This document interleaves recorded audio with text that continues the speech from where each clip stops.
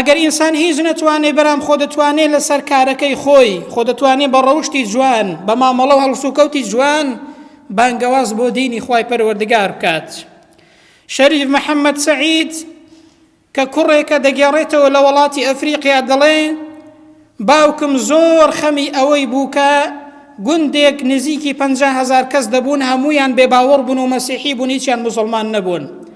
دەڵێ باوکم زۆر خەمی بوو ئەم خەڵکەیە موسڵمان بن بۆیە دەڵێ هەڵسا بانگخوازێکی بۆ بانگکردن بۆ ئەوەی کە ڕێنمونیان کات بەڵام هیچ سوودی نەبوو بانگخوازەکە کەس موسڵمان نەبوو.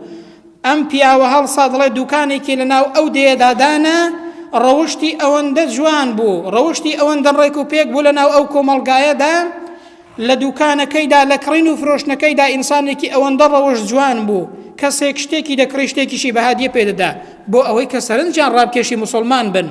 سبحان الله ئەو پیاوە دەڵێ ئەو دەیە هەر هەمویان کە 50,000 کەس بوون بەهۆی ڕەوشتی باوکمەوە کە ئاو دوکانەی دانە لە ئەو گوندەیەدا سبحان الله ئەو خەڵکەیە هەمویان موسڵمان بوون. دەی بەڕێزان ئەو کەسە لە پاداشتی 50,000 کەسدا بەشدارە ئەو کەسەی دەبێتە هۆی ڕۆنمونی یەک کەس پێغەمبەر دەفەرمێ صلی الله عليه وسلم لە پاداشتەکەیدا بەشدارە بەبێ ئەوەی کە لە پاداشتی ئەو کەسەیە کەم کاتەوە.